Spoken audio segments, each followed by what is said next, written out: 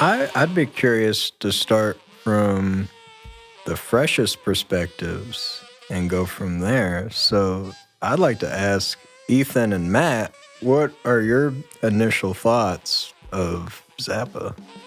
Well, Zappa is one of those interesting case studies because he is an example of a musician who is incredibly proficient at what he does.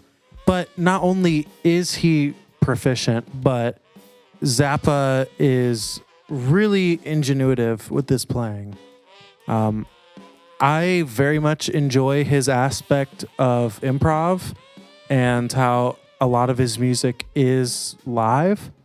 Most bands, I mean, even from like the 60s onward, did not record live in the sense that, like, in the same way that Zappa recorded live. A lot of his stuff was recorded like on stage in front of people, which is really cool. And I like his philosophy of not writing certain things and seeing where the music takes him. That's a risk not a lot of musicians are willing to take. That is one of my favorite aspects of Zappa's music. That at a certain point, he just realized, well, we sound better live than in the studio.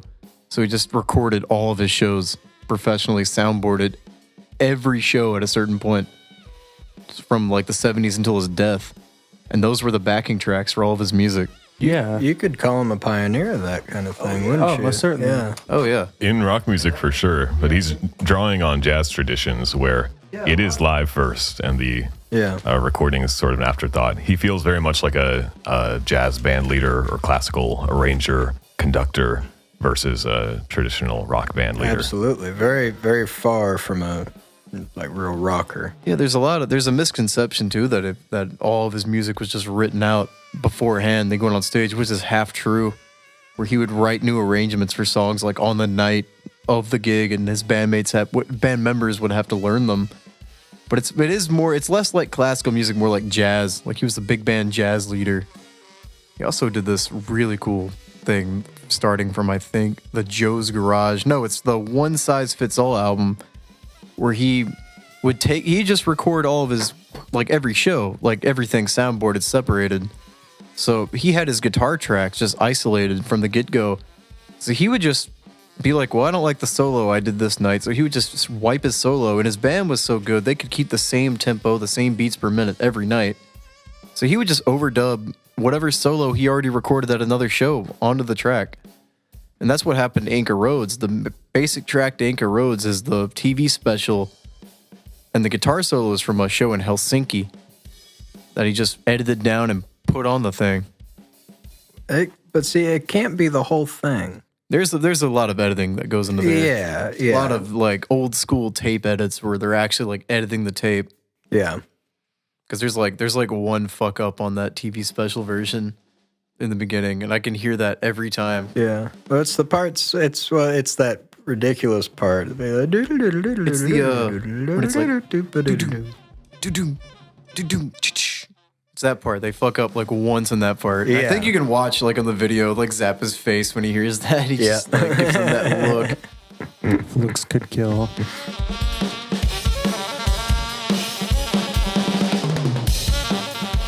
Ethan, what do you think about Zappa? I think it was nice to see someone who thoroughly understood theory going outside of the box because theory was too orthodox. It was nice to see someone push the limits of what their instrument could do and how you could create a soundscape rather than just a piece of music. Because anybody can do 4 to the floor and put a 12 bar over it. But it takes a special kind of group of people to take that, flip it on its head, and do it seamlessly in front of an audience nonetheless. Absolutely. He really wanted to see just the most you could get out of a musician. It was like, you as a human are a machine. It's like, what's your limit? Have you ever heard the Steve Vai audition story? Too long ago, I don't remember it. It's when he auditioned, he was like, one of like however many hundreds of guitarists that show up to try to audition for that band in like the early 80s. And he tells him like, well, I want you to play this riff. And he goes, okay. And he plays it. Now I want you to add this note to it. Okay. Add this note. Okay, I can do that. Play it in 7/8. 7/8. Okay, he does it. Now play it in reggae 7/8. Yeah. Do that. Now add these 3 notes to it. And he's like, that's impossible. That's literally humanly impossible. I cannot do that. And he just goes, well, I heard Linda Ronstadt's looking for a guitar player. And he was at the end. He was like, I'm so sorry I wasted your time. And he's like, no, you're in the band. I will say easily my favorite part about listening to Zappa is the performance of the individual musicians. It really shines in the solos especially. Yeah. There's a very bold, very human sense of melody. It's somebody who's a master of their instrument being pushed to express themselves in that way. That is something I noticed from the live recording that we watched prior to the recording of this podcast, was that it was impressive to see someone who was so talented on stage letting other musicians take over and doing what they felt like on the track rather than attaching ego to it. Oh, yeah. In a setting where people are directly judging you. Stage is one of the hardest places to let go of ego because that's one of the places where ego is most essential in the performance world. And you can hear that in his different arrangements. Let's take like a song, for example, the song City of Tiny Lights, where it started off as this like 70s funk jam with a different set of musicians. The musicians, they keep changing in his band. So by the time you get to 1978, Adrian Belew's on vocals and guitar. The song turns into this entirely different song just from letting those members do what they want or need to do on that track. Right. Belew was his first other guitarist. I think so. For the band, stunt right? guitarist. First time he let another guitarist on the stage. Well, in his solo band, the Mothers, I think, had like different people. Didn't they? One of the members of the Mothers ended up forming Little Feat in the 70s. I forget his name. I don't think any of them played guitar, though. I think he did. It's on the... The original Mothers? It's like right at the end of the Mothers. It's that album, Weasels Rip My Flesh. This is a great name. I don't... He had Laurel George from Little Feat on guitar. Oh, okay. Well, yeah, I guess later on. I was thinking earlier. Yeah, early Mothers, it was just kind of... It was just him. Basic. Well, I mean, they were great, but... They were, but as compared to what he ended up doing, is very basic. Yeah. Well, they were necessary as the stepping stone for him to realize, just what he could do with a band. Yeah. Because they did great stuff. Oh, yeah. Absolutely. And you can see a lot of Zappa's influences, which is rare. You don't really see a lot of Zappa's influences because he's so just attuned to his own rhythm. Himself, yeah. But those early Mothers albums, he loved like doo-wop, like Johnny Guitar Watson, loved like Stravinsky. Yeah. And it all plays out on that first record. And it's like, you have silly, shitty doo-wop songs, and then you have Who Are the Brain Police, which I can't believe came out in 1966. That's the second song they recorded, too. Yeah. I read that in Zappa's book where he said the first song they ever did, they walked in, they played. The guy who discovered them, I think it was Tom Parker, discovered them by playing one of their blues songs live, and they just called up the record label, I got a band, let's sign them. And they show up, they go, okay, they play their first song, Trouble Every Day. They're like, great band, we're going to make millions with this. And they go, all right, here's song number 2, and it's Who Are the Brain Police? And I think they said they could see him on the phone already explaining to record labels that they're going to need some more time. Also, yeah, shout out Tom Wilson, the producer there. He's like incredibly influential and nobody talks about him. Tom Wilson, I got the wrong name. I don't know his name. What has he done? He did the Velvet Underground's self-titled. Did he? And their follow-up, yeah. He also was a big part of Sun Ra, getting Sun Ra popular, producing really records. Shit. Oh. He did Bob Dylan's folk stuff. I know him very well then. Yeah. Bob Dylan, Simon and Garfunkel. Yeah. Yeah. Okay. Well, no, I know his work very well. He didn't really produce the Mothers. He just kind of like gave them the money and said, go crazy. Yeah. He discovered them, quote unquote. Well, that's the best kind of producer, I would say. Yeah, so when you got Zappa in the studio, you don't really need to have a producer. Can you? Not really. I couldn't imagine telling Zappa something to do. There'd be too much argument. You can have an engineer, I'm sure. Yeah. Yeah. Oh, yeah. Well, he needed engineers, but It's like he had every aspect of the business down. He just needed some certain people to help him out, hit record, set it up. And he knew how to find those people. He did. Yeah. That's the most impressive part to me. Oh, yeah. He's got all the makings of a solitary genius creator who could just like write everything out on sheet music, hand it to session musicians. But he was really good at finding people who helped him actualize whatever vision he had at the time, because there was a big difference between his early and later sounds. Honestly, musically, I'm kind of like his early stuff more. I feel that. It feels a little bit more inspired. It is, and it feels, it's weird. His early stuff feels more contemporary. Yeah. Especially like an album like We're Only In It For The Money. Like that sounds like a Ween album from the early 90s. It's ridiculous. Such a fun album. Some reviewer said that was probably the most advanced album of the time. I agree. I would agree with it. When you really think of it from a sonic perspective, just how much is happening in these simple songs. I don't know. Blows my mind. And I think my favorite Zappa band is that 1973-74 era. That's like the kind of transition between the albums Roxy and Elsewhere and One Size Fits All and Apostrophe and Overnight Sensation, where it got really soulful. Yeah. It's the most soulful prog I've ever heard in my life. Like Right. usually prog rock is very calculated and very clinical in the way it works and sounds, but those albums are still so precise in the way they play it, but it's so soulful too. It's, Yeah. when you got like George Duke and Chester Thompson, Napoleon Murphy Brock, Absolutely. they have like the greatest voices, the greatest ways of playing. Like when I think of prog around that era, I think of like King Crimson and Yes, which are very like almost classical music kind of way. Yeah. But like Zappa, around that same era in the mid 70s was very, just like I said, soulful. Yeah. He still had life to it. Yeah. The other guys, they were, I don't know, was too into fantasy. I think too tapping into that. But he was, he was always straight. He was always just with it.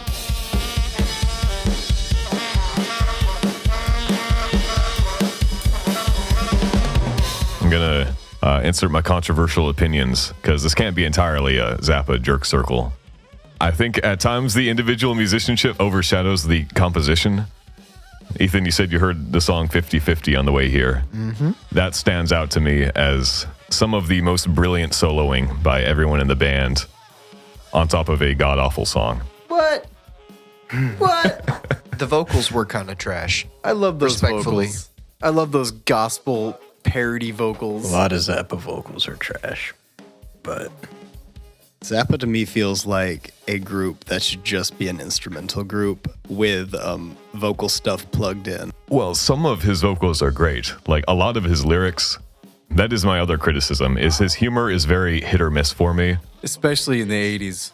yeah. The 80s, it really devolved. He's a boomer. He really, at a certain point, like, he always wrote lyrics just to be funny and stupid. Like, he even was the first to admit, my lyrics are secondary to my music. I don't give a shit as long as it gets on the radio. Let's make the water turn black. That's actually a true story. I know. Which is fucked. Shout out to Flint, Michigan. I hope they're doing okay. But yeah, when the lyrics hit, they hit. Especially like the ones where he wrote the lyrics to Uncle Remus over top the music that someone else made. Lyrics to Uncle Remus are amazing. Probably the best lyrics he's ever written in his life. Oh, yeah.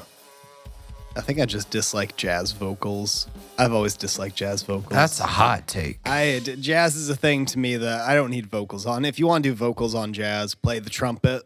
Just play the trumpet. Well, about like the mid 70s to like late 70s, his vocals got less jazz and more soulful, or eventually an Adrian Belew, very rock star-esque. Well, in the early 70s, he had a throat injury, right? Well, in the early 70s, it's different. In the early 70s, the lead singers of the Mothers of Invention were Flo and Eddie, Mark and Howard from the Turtles. Yeah. Turtles, yeah. And they would sing Happy together, like on stage, just to be like, yeah, let's get that out of the way and sing this now. That's crazy. I love that. And he ended up, it's actually recorded. You can listen to this on Spotify because it was in one of the box sets released. He got attacked on stage and tackled by a fan and thrown down like 20 feet into an orchestra pit. Yeah. And that like crushed his larynx. I think Wikipedia said his vocal range dropped by a third. Yeah, I really can't notice it.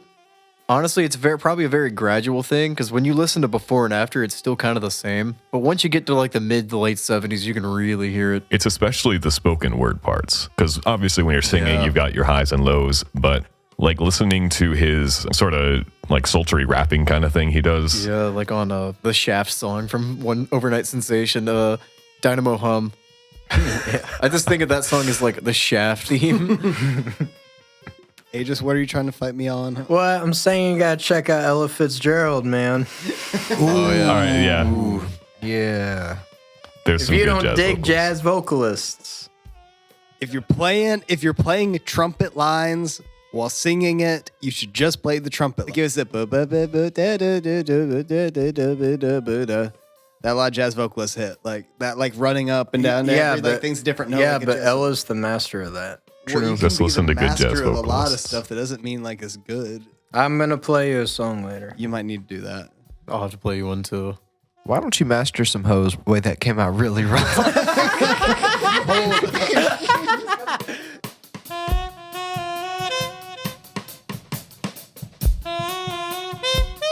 John Zappa's lyrics, there's a specific song that actually like it hit me one day that I thought it was about just nothing, but I feel like now it is about something. That's the song Montana. And that's a very bold thing to say. You know the lyrics of that song, I bet. It's literally, I'm going to move into Montana to grow me up a crop of dental floss. That is one that did hit me. That whole album honestly has some good lyrics. There's the middle section of that song. With Tina Turner. And it's, with Tina, with the Ikettes, they sing. And this one specific line that I think is like the ethos of Zappa. And it's, I don't care if you think it's silly, folks. And that's like the one line that they repeat. I think that is a mission statement almost. Yeah. I don't care if you think it's silly, folks. I'm going to move to Montana and be a fucking dental floss tycoon. The mental toss fly coon. There's another lyric line from Zappa too, and I think I might need to pull this up to read it because it's very profound. It was around the late 80s on his last band. It's his final song on his final non-classical music album. And it's the song Jesus Thinks You're a Jerk, which is a great line, like already. And it just, the lyrics in that song are, I just want everyone to listen to that. I can't go through all the lyrics. It's a lot of lyrics. Well, there's a specific line at the end of the song where he says, if basically I'm going to paraphrase, if you don't get by now what I'm telling you, then I can't help you. yeah. And if you, I think the line is, if you don't get by now what I've been telling you, then I've surely failed somehow, and Jesus will think I am a jerk. Yeah. And it's to me, that's a very profound message for his lyrics. Because as stupid and silly as it gets, he's still a satirist. Oh, yeah. He's satirizing our world. Everything he says makes total sense. When he's not being a 15-year-old by nature, everything else he says makes total sense. To me, the parts that Zappa sings himself, I don't define as like jazz vocals necessarily, and like the thing I was talking about. No, Zappa is actual stuff. I like how he delivers and how he verbalizes. It's very like, what's that? Isaac Hayes. He's very Isaac Hayes in his delivery. Yeah. Yeah. What was that? What he said on Letterman? I forget. There's a few Letterman interviews. It was one of the ones where he was up there and he started his thing where he was like, well, the first thing I'd like to talk about is the people in Congress. Why do they wear brown lipstick? And why aren't we talking about it? Yeah, he said, I want to talk about brown lipstick in the corporate world or something. Yeah. And they did. It just went over everybody's heads. Everyone just stares just for that, like. Because nobody looks good wearing brown lipstick. Then they get it. And then that's my favorite part. Yeah. Have you ever seen him on like the old 80s like Crossfire thing? Yes. With the conservative people? It's so fucking funny. There's some politician, nameless at this point, because who the fuck remembers our 80s politicians unless they were Reagan? Right. Here is this like where he said something like do you really think the Constitution allows you to spread your filth in this country? And he's like, yes, I think it does. Those motherfuckers. And he's like, you're an idiot. Then in Zappa on live TV just goes, you can kiss my ass, you motherfucker. Yeah. How about that? Well, it's like those people were just particularly rotten. Yeah. It was a trend. Puritans in public, perverts in private. It was a very conservative time. Ironically, when we really needed Zappa the most in the 80s, he was really kind of just not doing what he did the best. Yeah. Until the very end. Around like 1988 is when his lyrics started to really be meaningful again. I don't know. I don't think you can top Dynamo Hum. It is a very great song. What was that one off of again? That's off Overnight Sensation. That's the one that's the sex song. Was that the first track? That was like the second to last song. Oh, okay. It's about the woman who bet him that she couldn't come or something. Got a $40 So he's bill, like, I'm gonna take that you bet. can't See- make me come.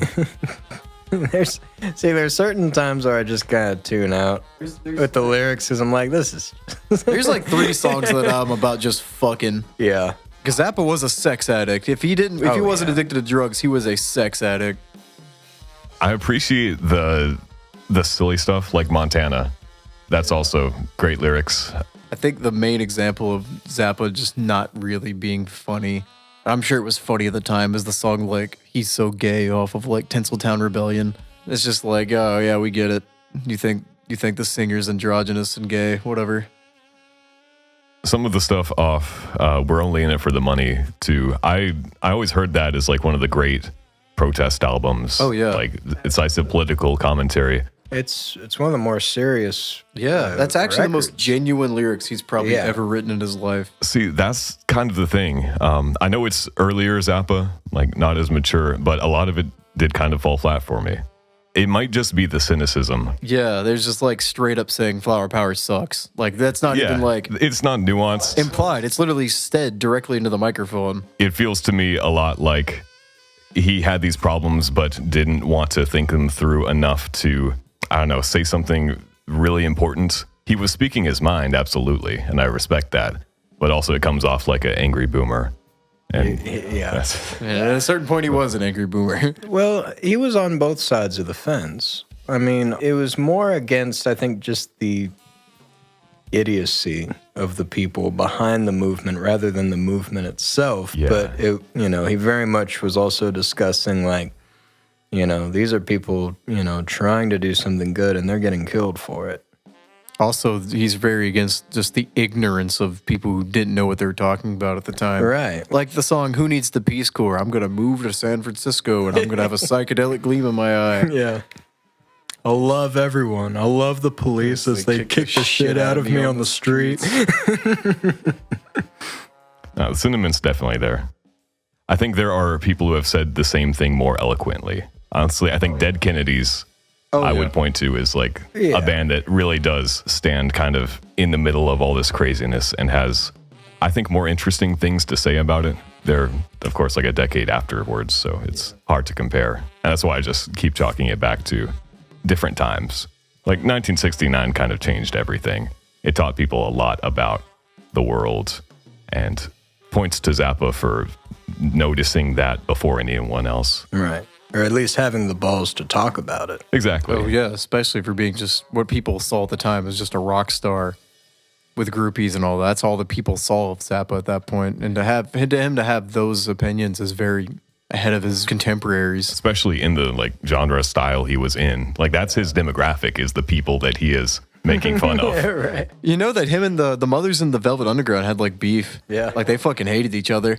I believe it. There's lyrics off the album Loaded off of Sweet Jane where he says, there's even some evil mothers who will tell you that everything is just work. And that's about Frank Zappa and the Mothers. Oh, Because they're very, cynical. Huh.